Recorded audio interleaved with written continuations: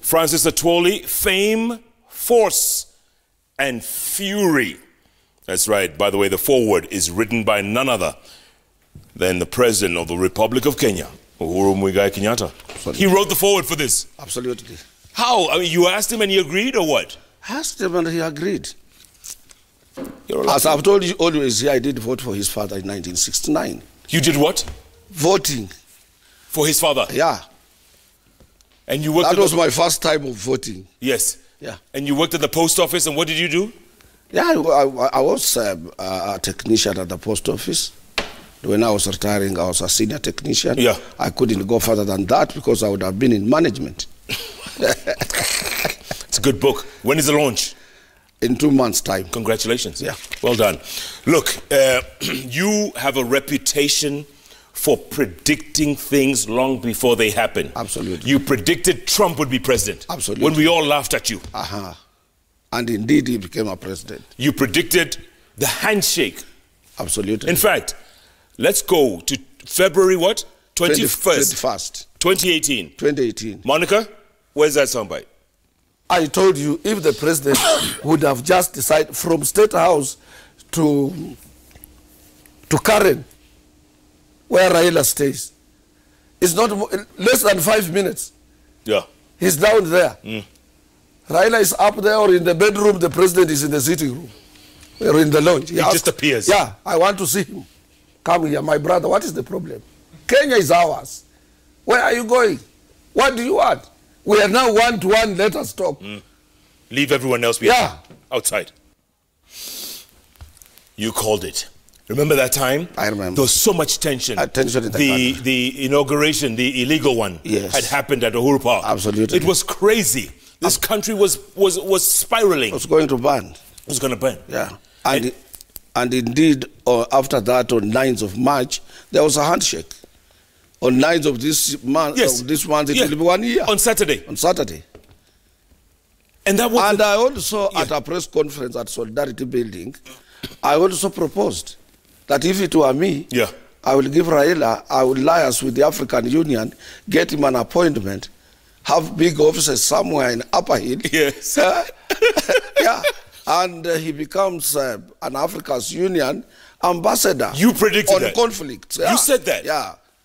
Little did I know he will be now an ambassador of the African Union on infrastructure. Correct. On the continent. Correct. Yeah. You just so it has come to pass. It's come to pass. Yeah. You just got the job title a little wrong. Yeah. Okay. Congratulations for that and other things that you predicted. But now a referendum. I started a referendum. You said by 2020. Yeah. There'll be a referendum. Yeah, between 2019 and 2020 there will be a referendum. And already? And now everybody's talking about referendum. And we laughed at you, by the way. We said, what referendum? Yeah, what are you talking about? For what? I told you we need to revisit our constitution. So it's going to happen? It's going to happen. Will it create those positions that they talk about? Even if it created for the purposes of stability, political stability in our country, that will be good. Because you see, this country, we have a large population of young people who are not employed. Yes. And sometimes immediately after elections, we engage in useless fighting one another for nothing. Right. And which scares the would-be investors Correct. away. Correct. Because we need investment. So you are for a referendum? Absolutely. And particularly to look in an area of governance. But SG, let's face it, this handshake, although it's created a lot of peace, it's also created a lot of friction within government. In that, now that Raila and the president are close, someone else has been kicked out of the bed. It is not like that. It's just misunderstanding and misinterpretation of what us as nationalists and patriotic Kenyans require to do. Any patriotic person would like to see that handshake, the fruits of that handshake being supported by everybody. But clearly there's no support between Deputy President William Ruto and former Prime Minister Raila. There's no love lost. What I have told you always, Ruto is a good politician. He's a shrewd politician. He's ardent, articulate in his issues. He can be our president. He can be a leader in any area. But what I have seen And I have told you here once again, he's lacking advisors. Because, let me tell you, if you have your supporters who can dare the head of state, then you can't make it. And we're talking about people like Sudi? Absolutely. And they are your supporters. Yeah. And up to now, he has not disowned them. Right. Who will believe him? Those are the people who will bring our deputy president down. And they are the people who are telling, take on Raila and the rest. How do you take on Baba? Not only that. Who takes on Baba? Let me tell you. The head of state is a symbol of national unity in any country. Yeah. A head of state, he's a father of everyone in the country. Yeah. Whatever we are doing it at the pleasure of the head of state. He is the person who is supposed to protect Kenyans and assure them of their security. He is the person who is to make sure that there is both political stability in the country and both social and economic stability. We're talking about the head of state? Head of state. Okay. So, and if you are serving that head of state, yeah, he's like your father. If your father wake up in the morning, somebody who is number one your enemy, and he has become a closer friend of your dad, you automatically accept that person. And not fight him? You don't fight him. Because he's your father. Or your mother, let's say your mother. Yeah. If your father dies. But what if you're... And in the morning, very early in the morning, you wake up, you find another old man coming out of your mother's house. Yes. And your father died. You have no option but to accept that old man as your father now. So somebody should tell William, whether he likes it or not. Yes. Right? President Uhuru Kenyatta has decided that he has got to work with Raila, and he's getting the support of Kenyans. So William should call him father? Absolutely. If he's really serving, if he's serious. Because he's come out of the bedroom. But wait a minute. Now the new father is accusing the boy of being corrupt. I will keep quiet. I will not answer him. Huh? If it was me, I will keep quiet completely, as if I don't exist, and then look for an exit out of it. And also send my own emissaries to him to tell him that, please, look, we are prepared to work together. But don't fight. That is how you can immobilize him. Don't fight the father. Don't fight the father. You will be the loser. You will be the loser. Some cannot believe, particularly those supporters who support the DP, cannot believe in what I'm saying. But let me tell them, if they are watching us here, I've been around for... They are watching? Yeah. If you want to be a Kenya's president, get each and everyone unaware. Don't say we are coming. We know you. We have the support. And you are not yet there. What did you say? One day in politics? It's 100 years. One day. So you must strategize yourself, create a wonderful relation, not through public relations. Yeah.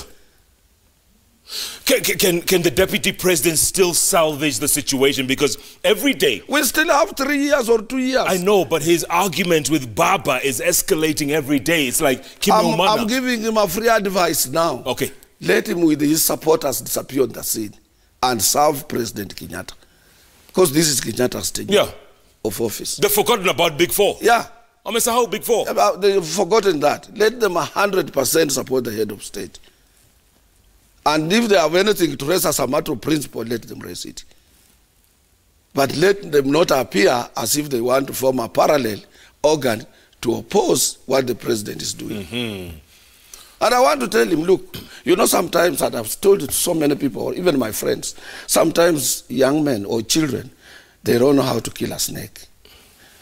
Your children, when you go back home and you find your children telling you, our dad, we have killed a snake.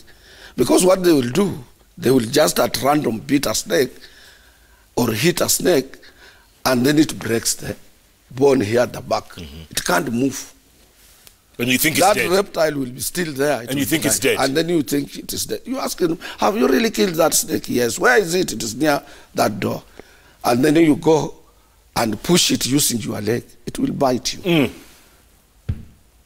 So don't underrate the head of state, however weak he is. And he's the only person whom President Kibaki handed over a sword. Yes. A symbol of protecting Kenyans using that sword. Not two people. So when you tell your supporters to dare him, to threaten him, that we are coming, we know you. Yeah. We agree there is rampant corruption in the country. But let us keep quiet and let this the three arms of our government work of that. But now it looks like everybody's going after the deputy president. The pressure is rising. They're accusing him of all kinds of things. That is why I was telling. For example, if you are traveling, you are in a bus, and somebody hits you very badly, or you are Jeff Koinange, yes, just look at the person like this and keep quiet. Yeah. Don't reply. No. Or if you are walking on the street or somewhere, somebody sends, a young kid comes, and this young kid has a stick in the hand, and the kid slaps you. Don't hit that kid. You are attracting those people who are there to come and help this kid. But if you kept quiet, they will now say, oh yes, you have hit this kid, Koinange, I want to face you now. It is when you will really see the owners of the dog or the owners of the kid. But if you kept quiet like this, let the person even hit you the second time. And you ignore them. They will all run away. They will say, why is he not responding? But when you appear, you want to apply defense. Yes. You are capable. You see, the worst thing we do sometimes on this country is power getting into our heads. And forgetting people who can give us valid advice as per how to lead. And as I've told you, deputy is a shrewd politician. There is no reason about it. He's an organizer. Yes. But because of the small mistakes, people are saying it, he might not be able to reach that. You know, you're right when you say that, because when we go back 45, 50 years, Daniel Arap Moi, how many times was he humiliated by Kenyatta's inner circle? How many times? On several occasions, he could go to OAU. He used to represent Kenyatta in all meetings of the then organization of the African Union. When he comes back, Kenyatta liked going to Nakuru all the time. Yes. And there was a place in Nakuru in State House called the Ngirawa Iregi. When Kenyatta is at the Ngirawa Iregi, sitting with the former provincial police officer, Mwangi, the foreign affairs, Mungai, the foreign affairs minister, state minister, Koinange, and the rest, they are in the Ngirawa Iregi. You cannot enter that place enawly. Moi could be stopped outside there. He's told you can't see the head of state. And he's deputy. He's the vice president then. Yeah, he's the vice president. And he wanted to report something to the president. Brief him. Yeah, he could not. And he could not report those people the following day to the head of state. So and so is humiliating me. Because he knew they had powers and influenced the head of state. What he used to do, he removes his pencil. Yes. He calculates his age and the age of the old man. And then he also says, in this system, whom should I befriend? Let me be closer to the man in charge of laws. That in case this old man passes on, this guy will be in a position to install me quietly. I don't need a lot of friends. No. Then he moved close to Charles Mugani in Njonjo. Yes. He could not complain. And he could not tell him, say, when I came yesterday, I wanted to brief you about our meeting. I was in Lagos. He wouldn't say. And I was chased away. He couldn't say that. Because he will shun him off. Yes. So you need to be tactical. And patient. And patient. So if William Samoei Arap Ruto, doctor, is listening to you right now. He can't listen to me because I'm a poor person. I'm a son of a peasant.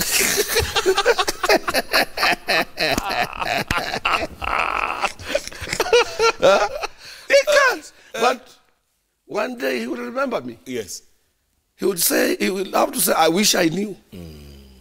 And that comes late. I wish I'd listened. Because I said long time ago, I wish he had. If it were me, I would find my ways. Even 5 minutes with the former professor of Kenya's politics, Daniel Troitich boy. Yeah. 5 minutes only. And now he can't go. And then the Mzee would have told him, this is the way, this is how you... Now he can't even go. And now if you want to get it, let me also bless you. Bas. Angekuwa ndani. Kabisa, and whenever he has a problem, he would be running to him. Lakini sasa? But because you see, when you think you are there and you are not yet there, you can't listen to other people. And in this country, we have a problem. Now what they are doing, whatever happens, they say, oh, our man. SG, let's take a break, come back. There's plenty more ahead to talk about. By the way, you know Ambassador Bus Stop? Hapa Ambassador? Yes. Unajua? Hapa CBD? Yeah. Watu wamejaa huko wakikusikiza. That is good because I speak and I say as it is. That's what we like. Yeah. Go to Secretary General Francis Atwoli in the house. I tell you folks, let's take a break, come back. So much more to speak about ahead. Deputy President William Ruto, is he listening? Is he watching? It is up to him. It's his own option. He can either watch or don't watch or ask bloggers. We want your prediction going forward, the one big thing we should look forward to. Let's take a break, come back. Plenty more ahead. Keep tweeting. We'll read your tweets as well. JKLive takes a break. We'll be back in a moment.